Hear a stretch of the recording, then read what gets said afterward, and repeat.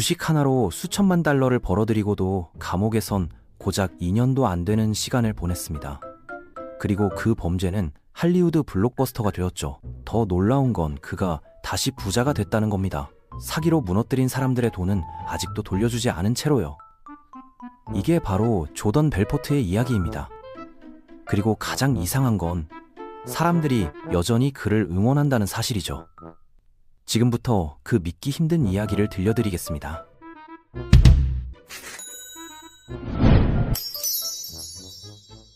(1962년) 뉴욕 퀸즈의 베이사이드라는 동네가 있었습니다. 노동자 계층이 모여 사는 유대인 커뮤니티였죠. 그곳에서 사람들의 꿈은 소박했고 야망에도 한계가 있었어요. 그런데 한 아이만큼은 달랐습니다.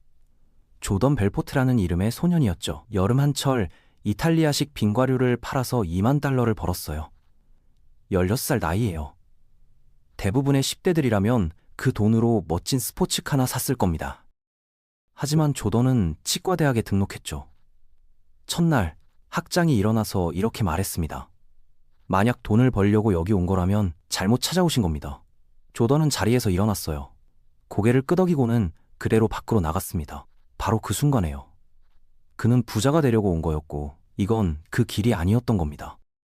대학을 마친 뒤 조던은 집집마다 찾아가 고기와 해산물을 파는 사업을 시작했어요. 한 달에 10만 달러어치를 팔았습니다. 트럭도 없고 창고도 없이요. 배송은 늦었고 고기는 상했고 미지급 청구서는 산더미처럼 쌓였어요. 몇 달 만에 사업은 파산했습니다. 그런데 그 폐허 속에서 조던은 뭔가를 깨달았어요. 제품 자체는 중요하지 않다는 걸요. 스테이크든 서핑보드든 주식이든 상관없었습니다. 중요한 건 고객을 설득하는 능력이었죠. 그래서 월스트리트로 갔습니다. LF 로스차일드라는 정식 증권사의 초급 직원으로 들어갔어요. 1980년대 월스트리트는 탐욕의 황금기였죠. 거기서 그는 시장이 어떻게 움직이는지, 브로커들이 어떻게 말하는지를 배웠습니다. 그런데 갑자기 1987년 10월이 왔어요. 블랙 먼데이였죠. 시장이 무너졌고 조던은 해고됐습니다. 다른 사람들이 슬퍼할 때 조던은 기회를 봤어요. 페니 스톡을 발견한 겁니다. 핑크 시트라고 불리는 쓰레기 같은 주식들이었죠. 제대로 된 브로커라면 절대 건드리지 않을 것들이었어요. 규제도 없고 유동성도 없었습니다. 그런데 여기에 마법이 있었어요. 수수료가 50%였던 겁니다. 똑같은 영업 멘트로 보상은 10배였죠. 그래서 조던은 전화기를 들었습니다. 네브래스카에 사는 평범한 사람에게 전화를 걸었어요. 여보세요, 마이클 씨. 제 말 좀 들어보세요. 이 회사는 지금은 작습니다. 맞아요. 그런데 홈 엔터테인먼트 산업 전체를 뒤흔들 기술을 갖고 있어요. IPO 전이고 월스트리트 레이더망에도 완전히 안 걸려있죠. 큰손들은 아직 눈치도 못 챘어요. 지금 주당일 달대에 들어가시면 6개월 뒤에는 마우이에 있는 해변가 별장에서 전화하시는 겁니다. 4,000주로 확정해드릴게요. 괜찮으시죠? 전화 한 통으로 4,000달러를 성사시켰습니다. 그들에게는 규칙도 감독기관도 없었습니다. 모르는 사람에게 무작정 전화를 걸어 투자를 유도하는 콜드콜과 그 과정에서 느껴지는 짜릿한 흥분뿐이었죠. 그는 자신의 왕국을 찾았고 이제 제국을 세울 준비가 됐습니다. 1989년 조던 벨포트는 이미 다음 무대를 준비하고 있었습니다. 그리고 이번엔 혼자가 아니었죠. 그때 등장한 인물이 바로 데니 포어씨, 롱아일랜드 출신의 말은 빨랐고 술과 약물에 찌든 채 방황하던 인물이었습니다. 하지만 기묘하게도 사람을 끌어들이는 재능과 어떻게든 거래를 성사시키는 감각만큼은 뛰어났습니다. 전형적인 월스트리트 출신도 아니었고 가끔은 도대체 어디서 튀어나온 사람인가 싶을 정도로 엉뚱했지만 거래 하나만큼은 확실하게 해냈죠. 조던은 거기서 뭔가를 봤습니다. 터질 듯한 욕망, 절대 흔들리지 않는 충성심, 멈추는 법을 모르는 위험한 추진력. 두 사람이 함께 움직이자 그 조합은 위험했습니다. 서로의 부족한 부분을 채우는 게 아니라 서로의 위험성을 더 키우는 방향으로 맞물렸으니까요. 그 회사 이름은 스트래튼 오크몬트였습니다. 듣기엔 마치 100년 전통을 가진 명문 금융기업 같았죠. 하지만 실체는 달랐습니다. 겉만 번지르르 했을 뿐 실제로는 동네 스트릿몰 안에 자리 잡은 작은 사무실이었어요. 형광등은 수시로 깜빡거리고 책상은 중고품처럼 제각각에, 감독기관의 규제는 말 그대로 제로, 아무도 감시하지 않는 무법지대였습니다. 초기 직원들은 바텐더, 대학 중퇴자, 동네 사기꾼들이었습니다. 조던은 경력을 원하지 않았습니다. 그가 바랐던 건 단 하나, 어떻게든 돈을 벌겠다는 배고픔이었죠. 그리고 본격적인 훈련이 시작됐습니다. 조던은 자신만의 설득 기법을 만들었죠. 이른바 스트레이트 라인 세일즈. 한마디로 말하면 심리적으로 상대를 압박해 망설임은 짓눌러 사라지게 만들고 의심은 숨 쉴 틈 없이 덮어버리는 방식이었습니다. 조던은 신입들에게 가르쳤습니다. 고객의 첫 인사에서 어디로 송금하면 될까요? 라는 문장까지 흐트러지지 않는 하나의 직선 경로로 몰아붙이라고. 그 결과는 금방 나타났죠. 사무실은 곧 하나의 리듬을 타기 시작했습니다. 전화벨은 끊이지 않고 울렸고 주문은 쉴 새 없이 쏟아졌습니다. 스트래튼 오크몬트의 진짜 무서움은 누구에게 팔았는가에 있었습니다. 월스트리트가 무시한 사람들을 타겟으로 삼았어요. 평생 일만 하며 모은 돈을 지키려는 은퇴자, 아이들 교육비 때문에 절박한 부모들 같은 경제적으로 취약한 사람들이었습니다. 처음엔 이름도 생소한 페니스톡을 파았습니다. 그 회사들은 스트래튼이 뿌린 보도자료 말고는 세상 어디에서도 존재감을 찾기 힘든 업체들이었죠. 하지만 그들의 방식은 더 교묘하게 진화합니다. 이제 스트래튼 오크몬트는 진짜 기업 상장, IPO까지 손을 뻗었습니다. 그들은 싼 주식을 대량으로 매입했고 영업 사무실 전체를 과대 광고 공장처럼 돌렸습니다. 전화에 또 전화, 약속에 또 약속이었습니다. 사람들의 기대와 욕망을 인위적으로 끌어올려 그리고 정점에 도달하는 순간 그들은 자신들이 가진 물량을 한꺼번에 팔아치웠죠. 결과는 참혹했습니다. 수천 명의 투자자들은 빈손만 남게 됐죠. 이걸 펌프 앤 덤프라고 불렀습니다. 스트래튼 오크몬트에선 이걸 또 다른 화요일이라고 불렀어요. 1990년대 초반까지 회사는 폭발적으로 성장했습니다. 조던 벨포트는 회사 안에 두려움과 충성이 통용되는 독특한 문화를 만들었죠. 성과가 좋은 직원들은 마치 왕족처럼 대접받았습니다. 거액의 보너스, 해외 휴가, 심지어 고급 시계를 마치 간식 던지듯 사무실에서 뿌리기도 했습니다. 하지만 실적이 떨어지는 직원들은 몇 시간이 지나기도 전에 바로 내쳐졌습니다. 살벌한 생존 경쟁이 일상이었죠. 사무실 분위기는 점점 더 광란으로 변했습니다. 회의실에는 스트리퍼가 등장했고 팩스기에서는 샴페인이 쏟아졌습니다. 심지어 누군가는 소화기에 휘핑크림과 데킬라를 채우는 일까지 벌어졌습니다. 그곳은 더 이상 증권사라고 부를 수 없는 공간이었습니다. 규율도 절제도 사라진 채 욕망과 도박만이 지배하는 세계가 되어갔습니다. 조던 벨포트의 삶은 점점 더 화려해졌습니다. 헬리콥터를 사고 아내 나오미의 이름을 딴 요트를 띄웠습니다. 여러 채의 대저택, 람보르기니, 롤렉스, 손에 닿는 모든 사치가 그의 것이었죠. 겉으로 보기엔 스트래튼 오크몬트 역시 그와 함께 번영하는 듯 보였습니다. 기업들을 상장시키고 수억 달러의 자금이 회사로 흘러들어왔습니다. 하지만 그 화려함은 껍데기였습니다. 겉모습과 달리 내부는 연기와 거울로 만든 환상에 가까웠습니다. 언제 무너져도 이상하지 않은 불안한 구조였습니다. 1994년까지 스트래튼 오크몬트는 불타오르고 있었습니다. 그런데 이제는 더 이상 숨어 있을 수 없었습니다. SEC가 수상한 서류들에 하나둘 표시를 남기기 시작했고 7달러에 샀던 주식이 30센트까지 떨어지는 모습을 지켜본 투자자들의 불만도 쌓여갔습니다. 사무실 내부에서도 균열은 보였습니다. 일부 브로커들이 조용히 문제를 제기하기 시작한 겁니다. 수익도 없고 제품도 없고 심지어 어떤 회사는 전화번호조차 제대로 작동하지 않았습니다. 그런 주식들을 억지로 팔아온 현실에 서서히 의문이 제기되기 시작했습니다.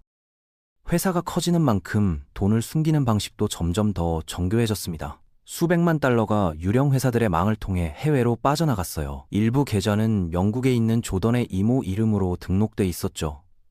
또 다른 자금은 존재하지도 않는 회사 명의로 스위스 제네바에 묶여 있었죠. 심지어 한 번은 조던이 가정부에게 부탁해 속옷 속에 현금 봉투를 숨겨 국경을 넘긴 적도 있었습니다.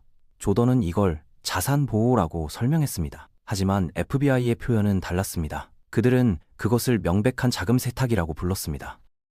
사안의 분위기도 서서히 무너지고 있었습니다. 한때 보상처럼 여겨지던 약물은 이제 사실상 업무를 버티기 위한 필수품이 됐죠. 컬루드는 사람들을 느리게 만들었고 코카인은 그 느려진 속도를 억지로 끌어올렸습니다. 전화를 받던 직원이 그대로 쓰러지는 일이 생겼고 어떤 브로커는 영업 중에 발작을 일으키기까지 했습니다. 사무실에서는 수수료 문제, 여자 문제 혹은 단순한 과도한 경쟁심 때문에 싸움이 끊이지 않았습니다. 결국 최소 2명의 직원이 폭력적인 난동 끝에 강제로 사무실에서 내쫓겼습니다. 조던은 회사보다 더 빨리 무너지고 있었어요. 가정도 예외가 아니었죠. 아내와의 결혼 생활은 사실상 붕괴 직전이었습니다. 아내는 거실 소파 틈에서 알약을, 욕실에서는 주사기를 발견했습니다. 그리고 어느 날 콜루드에 취한 상태로 페라리를 몰다가 기둥에 그대로 들이받는 사고가 일어났습니다. 더 큰 문제는 그 조수석에 3살배기 딸이 타고 있었다는 것이었죠. 그리고 1996년 6월 결국 큰 사고가 터집니다. 조던이 타고 있던 요트 나오미호 사건입니다. 선장은 폭풍이 오고 있다며 절대 출항하면 안 된다고 경고했습니다. 하지만 조던은 그 말을 무시했습니다. 술과 약에 취해 있었고 세상 무엇도 자신을 멈출 수 없다고 믿고 있었죠. 결국 그는 이탈리아에서 사르데냐로 향하는 항해를 강행했고 나오미호는 지중해 한가운데서 거대한 파도에 휩쓸리기 시작했습니다. 배는 물을 들이켜며 기울어갔고 그 안에는 조던과 아내, 어린 딸, 그리고 200만 달러가 넘는 보석과 마약이 실려 있었습니다. 상황은 급속도로 악화됐습니다. 결국 이탈리아 해군이 긴급 출동해 구조했지만 나오미호는 폭풍 속에서 완전히 파괴됐습니다. 뉴욕으로 돌아왔을 때 벽이 좁혀지고 있었습니다. 포브스와 월스트리트 저널의 기자들이 그의 회사를 파고들기 시작했어요.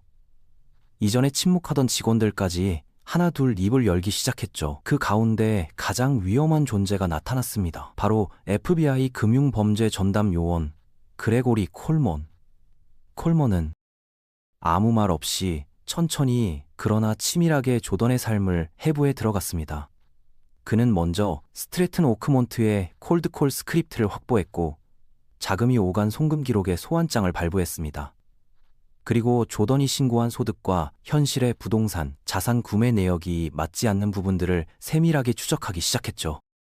하지만 조던은 한 가지를 전혀 눈치채지 못하고 있었습니다. 자신의 사람들, 그동안 믿고 맡겼던 브로커들 가운데 일부가 이미 등을 돌리고 있었다는 사실이죠. 먼저 한 명이 별도의 사기 사건으로 체포되면서 조던과의 연결고리가 드러났습니다. 또 다른 브로커는 미지급된 보너스 때문에 분노했고 결국 그 감정은 배신으로 바뀌었죠. 그들은 FBI가 건넨 도청 장치를 몸에 숨기고 조던과의 통화를 녹음하고 사무실 문서까지 조용히 빼돌렸습니다. 그리고 단 한 명의 배신은 곧 눈덩이처럼 커졌습니다.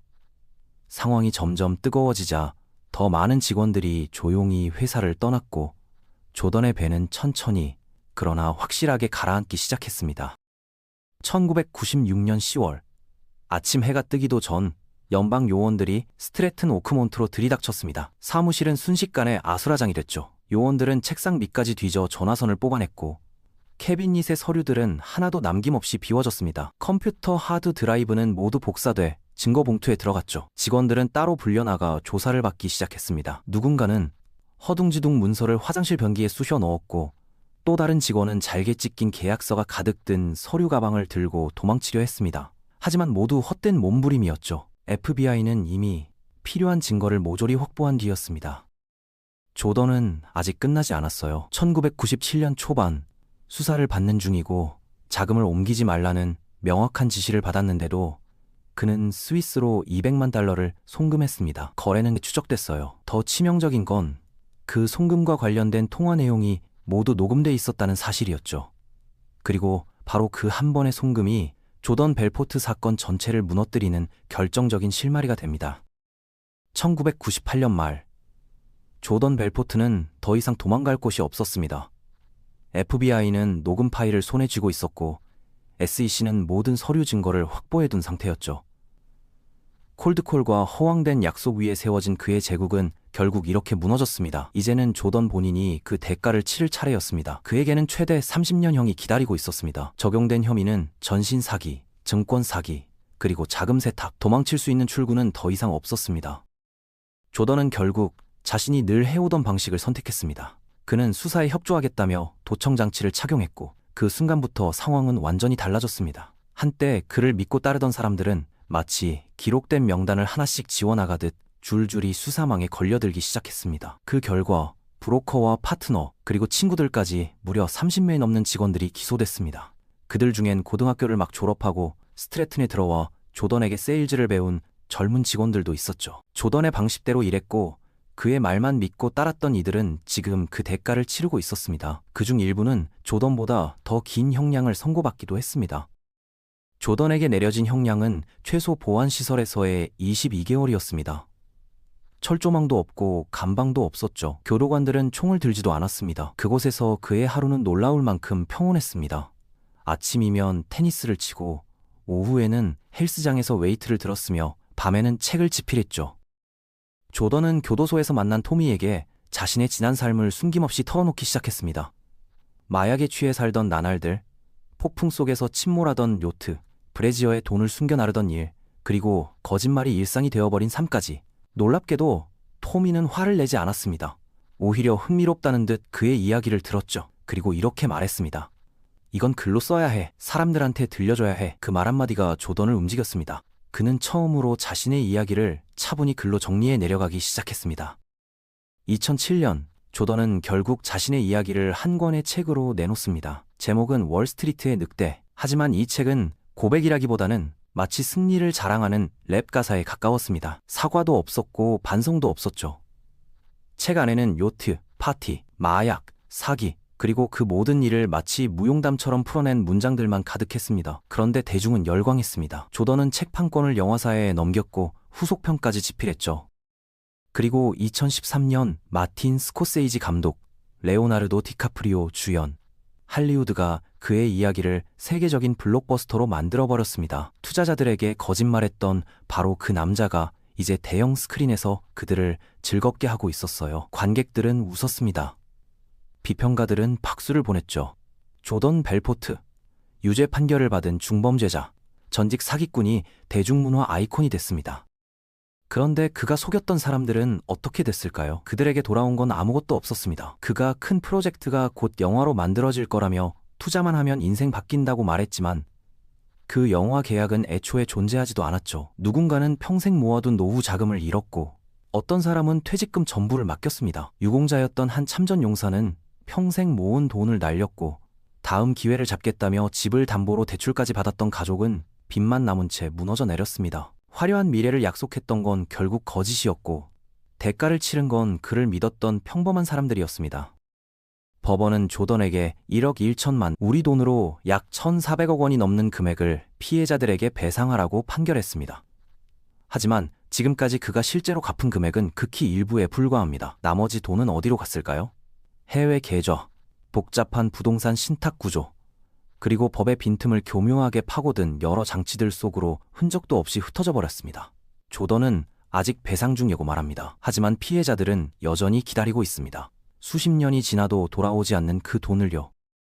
조던은 지금도 여전히 잘 지내고 있습니다. 동기부여 강연자, 세일즈 코치, 그리고 팟캐스트 진행자까지 여러 분야에서 활발하게 활동하며 또 하나의 성공 신화를 쓰고 있죠. 한때는 조롱과 비난의 상징이었던 월스트리트의 늑대라는 이름. 보통 사람이라면 평생 지우고 싶어 할 꼬리표일 겁니다. 하지만 조던은 그 별명을 오히려 자신만의 브랜드처럼 대담하게 내세우고 있습니다. 도망치고 숨길 법한 과거를 그는 또 하나의 상품, 또 하나의 무기로 바꿔냈습니다. 그 점이 어쩌면 조던 벨포트라는 인물이 가진 가장 아이러니한 면일지도 모릅니다. 그는 단순히 처벌을 피한 게 아니었습니다. 22개월의 수감 생활을 오히려 출판 계약과 새로운 기회로 바꿔냈습니다. 사기로 얼룩졌던 과거는 어느새 성공을 향한 반전 스토리라는 이름으로 포장됐고 조던은 그걸 기반으로 다시 명성을 쌓아 올렸죠. 더 놀라운 건 그 과정에서 우리가 그에게 박수를 보냈다는 사실입니다. 나는 탐욕스러웠던 것에 대해 유죄다.